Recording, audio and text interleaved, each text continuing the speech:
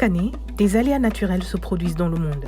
Ces aléas peuvent présenter des risques naturels élevés lorsqu'ils croisent des vulnérabilités.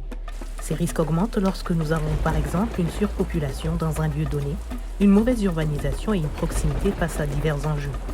Les catastrophes se traduisent dès lors par des pertes en vie humaine, des dégâts matériels, économiques ou environnementaux importants. Selon le rapport sur les catastrophes dans le monde 2020 de la Fédération internationale des sociétés de la Croix-Rouge et du Croissant-Rouge depuis 2010, 83% de toutes les catastrophes ont été causées par des phénomènes météorologiques et climatiques extrêmes tels que des inondations, des tempêtes et des vagues de chaleur affectant 1,7 milliard de personnes dans le monde et causant plus de 410 000 pertes de vie humaine. Comment réagissons-nous aux catastrophes d'origine naturelle, avec un système classique d'alerte et de réponse aux catastrophes? On ne sait pas forcément quand, comment et quelles activités déclencher à l'annonce d'un risque naturel. Et généralement, l'argent et les moyens font défaut. On réagit donc le plus souvent une fois la catastrophe arrivée, ce qui fait qu'on arrive trop tard, les coûts financiers sont plus élevés et il y a plus de pertes humaines. La réponse à une catastrophe ne s'improvise donc pas. Des mécanismes de réponse anticipés sont nécessaires pour être efficaces, efficients et durables. Et au regard des difficultés d'une réponse classique aux catastrophes naturelles, réduire les risques est la meilleure approche. Comment réduire les risques de catastrophes ? La réduction des risques de catastrophes comprend l'ensemble des actions de prévention, de préparation et de mitigation développées avant la venue d'une catastrophe. C'est une approche globale qui vise à encourager la prise en compte de mesures de réduction des risques à toutes les étapes de la gestion des catastrophes ainsi que dans les activités habituelles d'aide au développement. Depuis 1998, dans le cadre de ces actions internationales, la Croix-Rouge française mène des programmes de réduction des risques de catastrophes basés sur les 7 principes fondamentaux du mouvement et guidés par les cadres et normes internationaux, les cadres réglementaires de la Fédération internationale des sociétés de la Croix-Rouge et du Croissant-Rouge et de la Croix-Rouge française. Les programmes sont mis en œuvre en collaboration avec un grand nombre d'acteurs de la gestion des risques à tous les niveaux. Les actions basées sur les prévisions sont un exemple parfait pour illustrer une approche au service de la réduction des risques de catastrophes. En quoi consistent les actions basées sur les prévisions ? Développées par le mouvement international de la Croix-Rouge et du Croissant-Rouge, les actions basées sur les prévisions permettent d'anticiper et de réagir de manière précoce sur la base de prévisions de catastrophes et non plus sur la base de l'impact de ces dernières. L'idée est de profiter de la fenêtre de temps entre le moment où l'on est averti qu'une catastrophe est sur le point de survenir et le passage de la catastrophe potentielle afin de mener des actions précoces qui permettent aux populations d'anticiper l'événement à venir, de protéger leur vie et leurs moyens d'existence. Les actions basées sur les prévisions combinent les prévisions météorologiques et l'analyse des risques pour anticiper, réduire les impacts des catastrophes et ainsi favoriser la résilience des populations.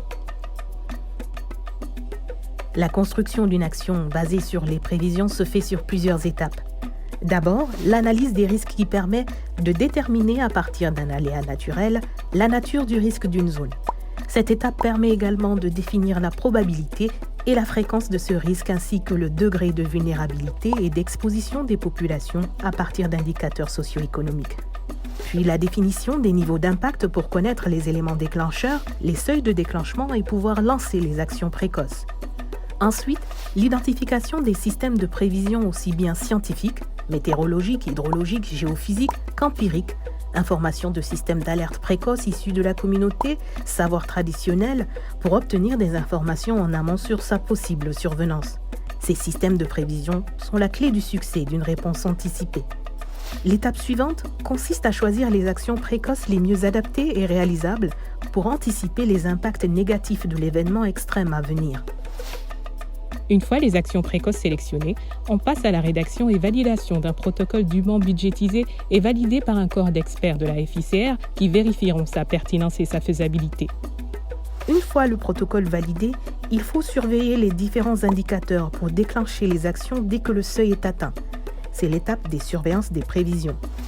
Et pour finir, la mise en œuvre des actions rapides pour réduire les risques de catastrophe.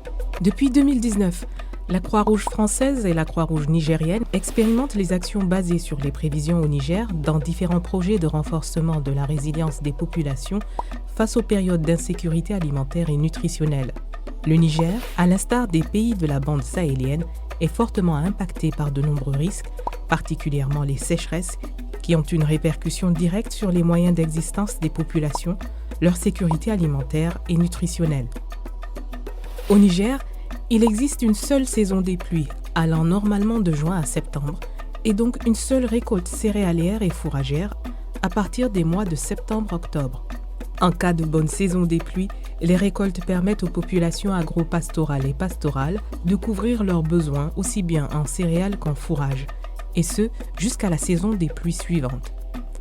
En revanche, en cas de mauvaise saison des pluies, les récoltes céréalières et fourragères sont inférieures aux quantités nécessaires, conduisant à un épuisement des réserves alimentaires pour la population mais aussi pour le bétail, et ce, dès le mois de février-mars de l'année suivante, au lieu de juin-juillet en temps normal.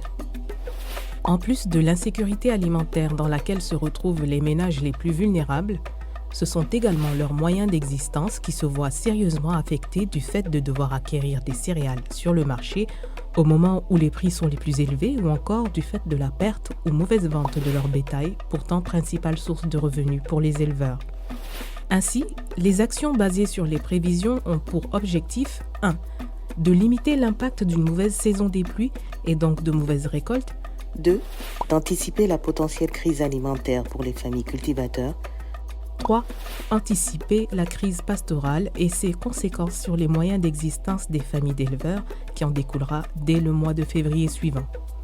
Quel système de prévision, déclencheurs, seuils, indicateurs et actions précoces utilisons-nous ? Dans le cas du Niger, nous aurons donc 3 seuils de déclenchement et 3 séries d'actions précoces à mettre en place. En premier lieu, et pour anticiper l'impact d'une mauvaise saison des pluies et potentielles mauvaises récoltes céréalières et fourragères, nous aurons recours à la prévision météorologique saisonnière, émise dès le mois d'avril par le Centre européen pour les prévisions météorologiques, ECMWF. Le seuil de déclenchement retenu est une pluviométrie annoncée comme inférieure à la normale, avec une probabilité de 40% ou plus. Si ce seuil est atteint, différentes actions précoces seront alors implémentées dès le mois de mai.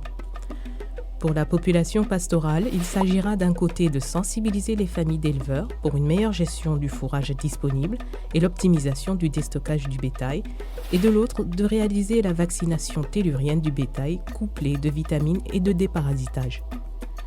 Pour la population agro-pastorale, des semences de cycle court, adaptées à la sécheresse, seront distribuées, permettant aux cultivateurs, malgré la mauvaise saison des pluies à venir, d'avoir un rendement minimal de récolte.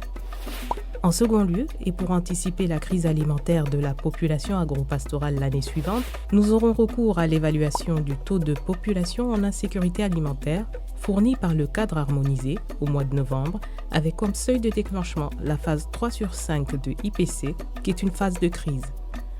Si ce seuil est atteint dès le mois de novembre, les activités précoces suivantes seront alors implémentées. Le prépositionnement de céréales dans les banques céréalières permettant aux familles cultivateurs d'avoir accès à ces ressources depuis le mois de novembre jusqu'à la récolte suivante à un prix subventionné et en quantité suffisante pour subvenir à leurs besoins alimentaires.